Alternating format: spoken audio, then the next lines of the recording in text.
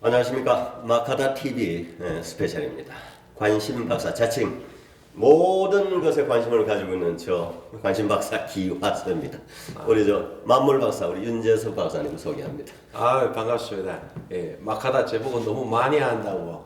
근데 그렇게 많이 하는 게 없고 좀 넓지만은 또 다양하게 관심을 갖고 있어서 세상 사는 게 늘 즐거운 사람입니다.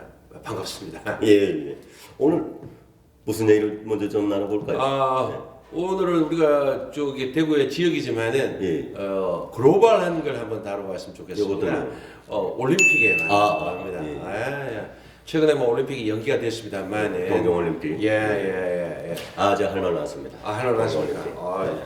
그래서 마카다 와 안 하고 와 이렇게 됐나 굉장히 궁금해하는데 그저 그렇게 아베가 그렇게 고집을 피우고 끝나요, 그죠? 크루즈도 코로나도 멀리하고 하려고 했는데 결국은 자초화됐었어요.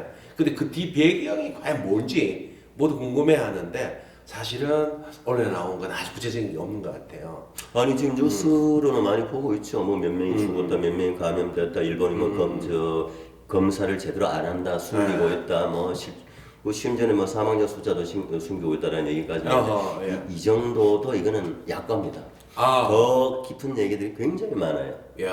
우리가 2월 말 3월 정확히 2월 18일 날 대구 31번 확진자 터졌잖아요. 그 전부터 일본도 시작이 됐습니다.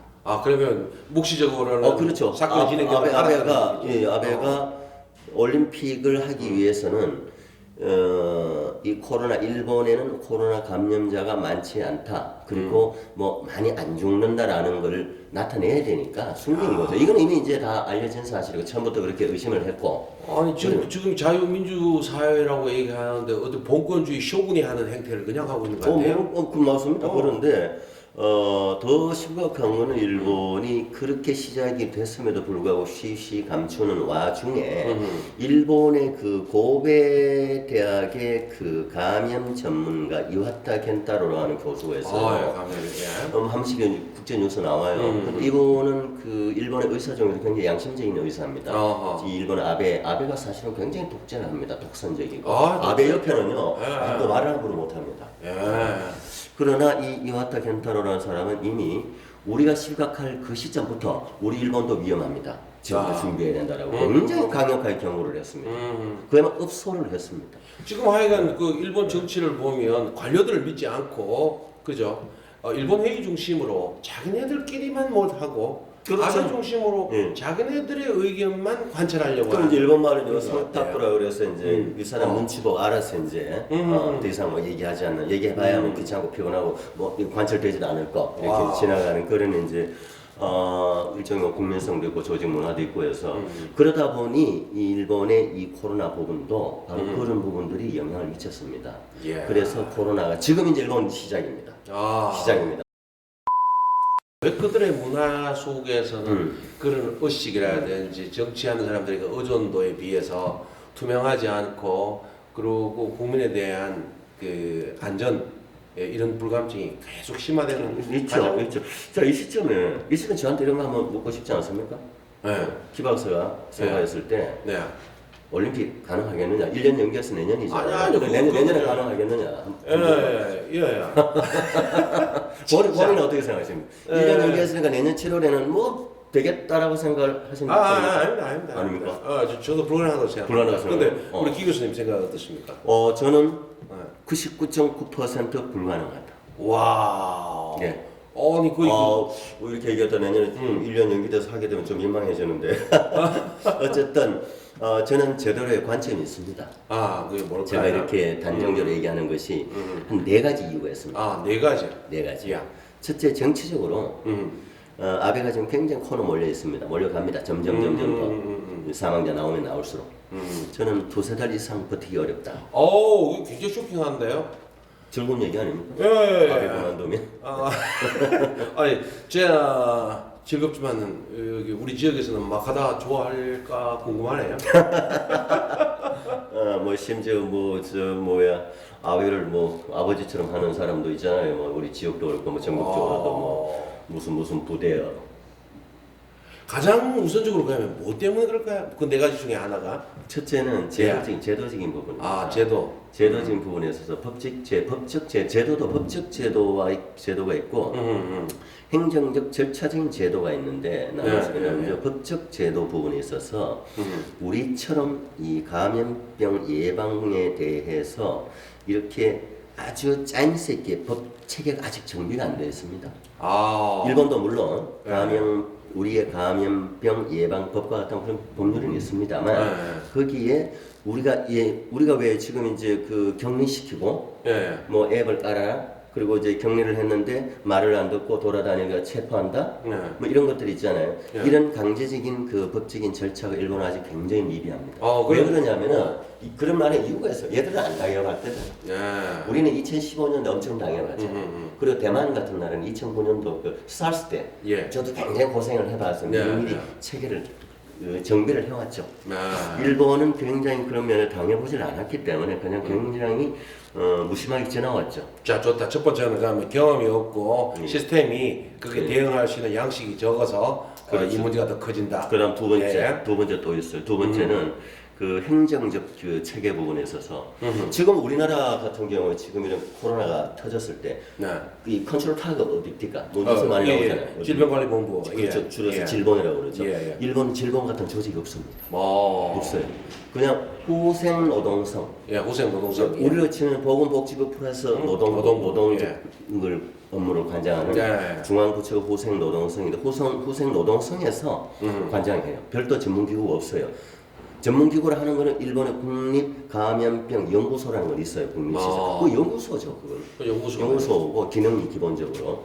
그러다 보니 행정적으로 탈탈이 치고 나올 수 있는 그런 조직이 없어요.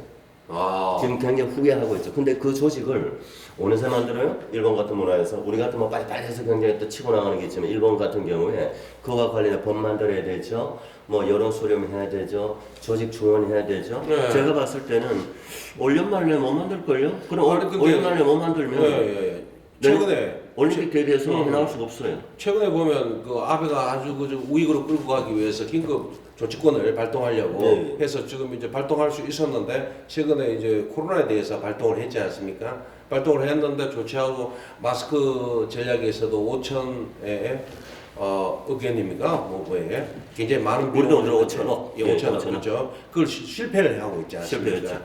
그래서 왜 이렇게 전략적으로 자기가 원하고 또는 뭡니까 도발적으로 뭔가를 행하려고 했는데 그 뒷받침이 실제적으로 자기가 원하지 않고 이런 질병과 관련됐을 때도 아까 네 가지 얘기한다고 그랬잖아요. 예. 맞아, 좀 들어주십시오. 알겠습니다. 예. 자, 또 하나. 예. 지금 현재까지 그 일본의 지금 코로나의 가장 문제고 이 문제가 앞으로 굉장히 심화되는 기본이 됩니다. 그 문제가 뭐냐면 감염 경로를 몰라요. 중요한 거는 우리는 뭐 한 명 발견되면 그 사람이 어디 갔는지 다 추적하잖아요. CCTV 그리고 신용카드 사용 기록 확인하고 해서 네, 전부 다 맞죠. 하잖아요. 예. 이 동선을 파악해서 네. 그 사람 접촉했는 사람 밀접하게 있었던 조직들 전부 조사를 하잖아요. 예. 일본 안 합니다. 왜 할까? 감염 경로가 이미 우리는 지금 4월 3일에서 4월 11일 요 주간만 놓고 봤을 때 우리는 6% 정도가 감염 경로를 모르는 경우가 있어요. 6% 예, 정도. 예. 최대한 찾으려고 하는데 일본은요 70%가 넘습니다. 아. 열의 7여덟은 이미 어디서 감염되는지를 모릅니다. 그만큼 만연해 있다는 얘기입니다. 야. 근데 여기에서 또 문제는 이렇게 만연돼 있는 거를 지금이라도 찾고 싶어요, 자기들도. 그렇겠죠. 경로를. 예. 예를 들어, 임 박사님, 예. 예를 들어서, 이런, 직접 비교해서 미안한데, 문제가 생겼다. 예. 그러면 누굴 만났는지, 기화서 만났고, 그렇죠, 제작진 그렇죠. 만났고, 예. 이런 경로를 바로 추적을 하거나, 예. 아니면은, 신용카드 기록을 우리는 다 하잖아요. 그렇죠. 근데 일본은 그게 불가능합니다. 어허. 왜 그러냐면은, 일본은 아직도 현금 사용이 엄청나게 많습니다. 아, 현금 외에 크레딧이라든지 요즘 뭐 모바일 앱, 결제 뭐 많잖아요. 그러니까 현금 외 지출이 이 거래하는 네. 비율이 네. 어느 정도일까요? 그리고 현금 외에, 네. 현금 외에 신용카드라든지 뭐 체크카드가 됐든 현금 외에 이 거래 비율이 아. 전 세계적으로 통계를 보면 이건 가장 가까운 이 통계가 국제 통계 2015년 통계입니다. 네. 2015년도 기준으로 현금 외 사용 결제 거래 결제 비율이 세계에서 가장 높은 나라가 우리나라입니다. 그래서 일본 말로 오가네가 이지방 됐어. 89.1%. 이야. 그리고 일본은 18.4% 야. 밖에 안 됩니다. 아직도 아주 도주머니에 잔돈 들고 돈 들고 일행짜리, 십행짜리 들고 사용을 합니다, 일본은. 굉장히 뭐 현금 중심으로 이루어져. 그러니 이런 문제가 생겨도 이걸 동선 추적을 못해요. 그런 문제가 굉장히 심각한 문제입니다. 그 다음 또 하나 문제는 뭐냐. 네. 제가 올림픽 맞아요. 불가능하다는 이유가 네. 이건 우리한테 대상이 됩니다. 뭐허. 또다시 재유행을 한다는 거지. 오. 코로나가. 정말 이거는 뭐 굉장히 불행한 일이지만 이게 가을, 겨울 접어들면 다시 재유행될 가능성도 상당히 많다. 이건 지금 우리는 하는 것처럼 잘 우리가 막아가면 우리는 어떻게든 대처를 할 수 있다는 거죠. 근데 일본은 불가능하다. 이게 내년 7월로 연기가 됐잖아요, 올림픽이. 연기가 됐는데 이걸 다시 이제 내년 7월에 그러면 원래 연기된 그대로 할까 말까는 한 3, 4개월 전에 그러니까 내년 봄 3월 정도쯤에 또 이제 결정을 하겠죠. 근데 이 흐름이 일본은 내년 올 연말 내년 연초까지 저는 계속 갈 거라고 보는 거죠. 그럼 일본은 올림픽 못 합니다. 아니 그 올림픽을 해야 돈도 벌고 국가도 잃어버린 30년을 재건하려고 그렇게 애를 썼는데 아베 노믹스가 아니고 아베 트러블이네요 완전. 예. 이야 아주 꽃이다. 근데요, 예. 그렇게 뭐 좋아할 일만은 아닙니다.